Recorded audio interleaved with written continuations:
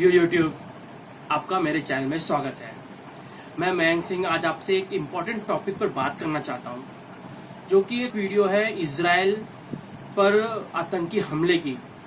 आतंकी हमला जो कि हमास ने किया हुआ है, जो कि एक छोटी सी बात को लेकर रमजान के आखिरी दिनों पर, जैसे कि पहले से होता आया है, कुछ न कुछ आतंकी घटनाएं होती रहती हैं। उसके बारे में आज मैं बात करना चाहता हूँ। ये काफी सीरियस टॉपिक है और ये पैलेस्टाइन मूवमेंट और इजराइल का जो कड़ा रुख है उसके बारे में हम बात करेंगे। क्यों हुआ, कैसे हुआ और इसका क्या रिपरकशन हो सकता है, और क्या ये सोची समझी रणनीति के तहत हुआ है पैलेस्टाइन हमास के तरफ से या फिर इजराइल की तरफ से। हम इन दोनों बातों को समझेंगे आज इस वीडियो में। उसके पहले मैं आपसे रिक्वेस्ट करना चाहूंगा कि प्लीज मेरे चैनल को लाइक करिए, सब्सक्राइब करिए और बेल आइकन को हिट करिए, ताकि मैं नए नए टॉपिक्स पे नए नए वीडियो बनाते रहूं और आपको मेरे वीडियोस के नोटिफिकेशन आपके ईमेल में मिलते रहे, और जिससे हम लोगों का साथ बना रहे। और गाइस, मेरा एक और रिक्वेस्ट रहेगा कि प्लीज आप कमेंट करिए कि आप किस टॉपिक पे वीडियो चाहते हैं, और ये मेरी पूरी कोशिश होगी कि मैं अपने बेस्ट ऑफ द एबिलिटी आप लोगों को उस टॉपिक पे समझा सकूं और उस चीजों को मैं आप लोगों के साथ वार्तालाप कर सकूं। गाइस, पहले हम लोग समझ लेते हैं कि इजराइल और पैलेस्टीन का झगड़ा क्या है। क्यों इजराइल और पैलेस्टीनियंस, ज्यू और अरब्स के बीच में झगड़ा चल रहा है। सेकेंड वर्ल्ड वॉर के बाद जब ब्रिटेन ने ज्यूज को वर्तमान इजराइल की जगह पर बसाया था। गाइस, जेरूसलम जो एक महत्वपूर्ण स्थान है, क्रिश्चियंस, ज्यूज और मुस्लिम का क्रिश्चियंस मानते हैं कि क्राइस्ट का जन्म और मृत्यु वहीं पे हुई थी। ज्यूज मानते हैं कि ये पवित्र स्थल उनका है, और मुस्लिम मानते हैं कि अल-अक्सा जो तीसरा उनका पवित्र सबसे स्थान है। इसके कारण जेरूसलम दो भागों में बटा हुआ है। एक पार्ट इजराइल के कब्जे में है और एक पार्ट फलस्तीन के कब्जे में आता है। इजराइल पूरे जेरूसलम पे अपना हक जमाता है, बट ये यूनाइटेड नेशन का कहना है कि ईस्ट जेरूसलम फलस्तीनियंस का है।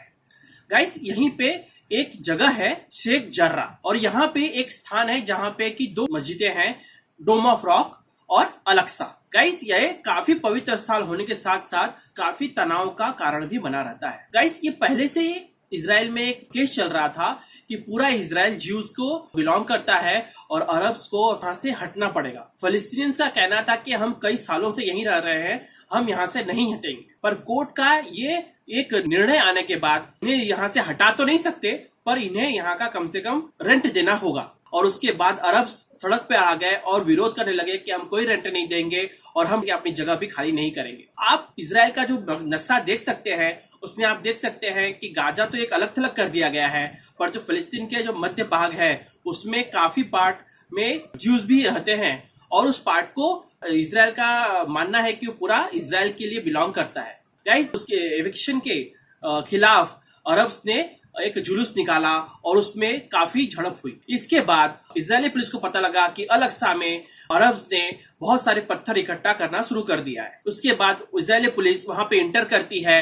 इंटर करने के बाद वो फुटेज ट्विटर पे, सोशल मीडिया पे पूरी डाली गई है, जिसमें देखा गया है कि इजरायली पुलिस इविक्शन करा रही है उन लोगों को जो कि वहां पे पत्थर इकट्ठा कर रखे हैं, जिसमें कि काफी बच्चे और औरतें घायल हो गई। वो बातें सब सोशल मीडिया पे आने पर गाजा के आतंकवादी संगठन हमास ने चेतावनी दी कि इजरायली पुलिस यदि अल-अक्सा से नहीं हटती है तो इजराइल पे हमला कर देंगे। गाइस, उनकी ये चेतावनी के कुछ ही देर बाद जब इजरायली पुलिस अल-अक्सा से नहीं हटी, तब हमास ने एक फुल ऑन मिसाइल अटैक कर दिया। गाइस, हमास ने एक साथ 130 मिसाइलें इजराइल पर दागी। उसके बाद हमास ने 38 घंटे में 1000 के ऊपर मिसाइलें दागी और 2 दिन के अंदर कम से कम 2000 मिसाइलें इजराइल पर दागी, जिसमें कि इजराइल के डिफेंस सिस्टम आयरन डोम ने काफी मिसाइलें रोक ली, काफी मिसाइलें फेल हो गई, पर कुछ मिसाइलें पार कर गई इजराइल के डिफेंस सिस्टम को, और उसने प्रवासी स्थानों पर अटैक किया, और उसमें एक भारतीय महिला की भी मौत हो गई और कुछ लोगों की मौत हो गई। और इजराइल के पेट्रोल कंपनी पर भी अटैक हुआ, जिसमें काफी नुकसान हुआ। इसके बाद इजराइल ने डिसाइड किया और उनके प्रधानमंत्री बेंजामिन नेतन्याहू ने ये वक्तव्य दिया कि वो काफी लंबे समय के लिए गाजा में इंटर करेंगे और हमास के लीडरशिप को और हमास के जितने भी आतंकवादी संगठन और उनके इंफ्रास्ट्रक्चर को नष्ट करेंगे। गाइस, ये था इजराइल और फलस्तीन के बीच में काफी लंबे संघर्ष का एक छोटा सा विवरण जो मैंने आपको दिया है। अब गाइस ये बात एस्केलेट होने वाली है। इजराइल के सोर्सेस का यह कहना है कि इसके पीछे सिर्फ ईरान का हाथ है और उनको जितने भी जो मिसाइल्स मिली है ईरान के द्वारा दी गई हैं। गाइस इस पे हमें क्या करना है, हमें क्या करना है एज ए इंडियन।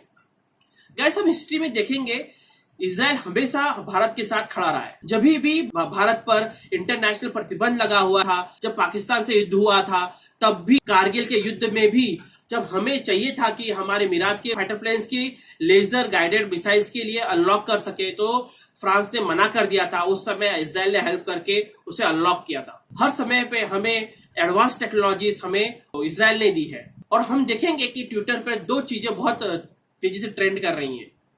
एक मुस्लिमों के द्वारा अल्लाहू अकबर और दूसरा आई स्टैंड विथ इजराइल। मेरा यह मानना है कि एज ए इंडियन जो हमारे बुरे समय पे हमारे साथ देता है उसके साथ हमें खड़े होना चाहिए। मुझे मालूम है कि काफी मुसलमान को मेरी इस बात से तकलीफ होगी, पर बात यह है क्योंकि जब चीन बलूचिस्तान में मुस्लिमों का जबरदस्त धन परिवर्तन कराता है, उन्हें कैद करता है, तब कोई भी इस तरह से उसके खिलाफ आवाज नहीं उठाता है। जब फलस्तीन में पाकिस्तान ने 25,000 मुसलमानों को मारा था, तब कहां था भाईचारा। उइगर मुसलमानों के ऊपर जो अत्याचार हुआ, ईस्ट तुर्कमेनिस्तान में मुस्लिमों का कॉज कोई नहीं उठाता है।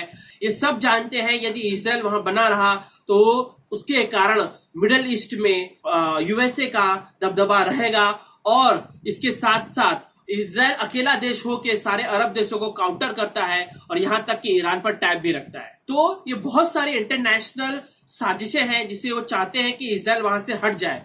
और यहाँ पे अमेरिका का सपोर्ट इजराइल को होता है जब भी इजराइल के हमला होता है या प्रतिबंध लगाने की बात होती है। तो गाइस ये बात देखनी बड़ी इंपॉर्टेंट होगी किस तरह से यूएसए स्टैंड लेता है और डिफरेंट देश स्टैंड लेते हैं कि जैसे यूनाइटेड नेशन जैसे इंटरनेशनल मंच पर इजराइल का सपोर्ट करते हैं कि नहीं करते हैं। ये जो पूरी स्थिति निर्भर करती है प्रेसिडेंट जो बाइडेन पर, वो किस तरह का स्टैंड लेते हैं, वो किस तरह से इजराइल पर लगने वाले प्रस्तावित बैन के खिलाफ उसे वीटो करते हैं कि नहीं करते हैं।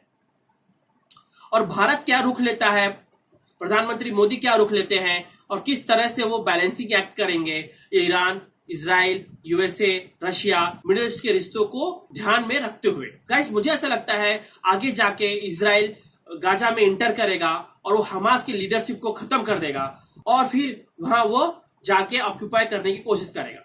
पर होगा क्या कि आगे अरब मुस्लिम्स या जो भी मुस्लिम आतंकवादी वहां छुपे होंगे वो स्लीपर अवस्था में चले जाएंगे और वहां वो शुरू करेंगे मौत का खेल, वहां कत्लेआम होगा। और जब वहां की जनता, तो शायद इजराइल वहां से पीछे हटेगा या फिर इजराइल गाजा को पूर्णतया एक तरह से अपने में समावित कर लेगा।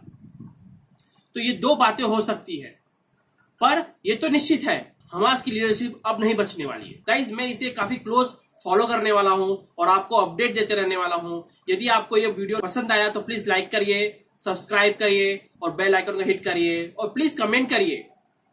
मैं किसी के खिलाफ नहीं हूं, ना मैं किसी के सपोर्ट में हूं। और फिर मिलते रहेंगे नए नए टॉपिक्स पे, नए नए वीडियोस बनाकर मैं आपसे मिलते रहूंगा। टाटा, नमस्कार, बाय बाय।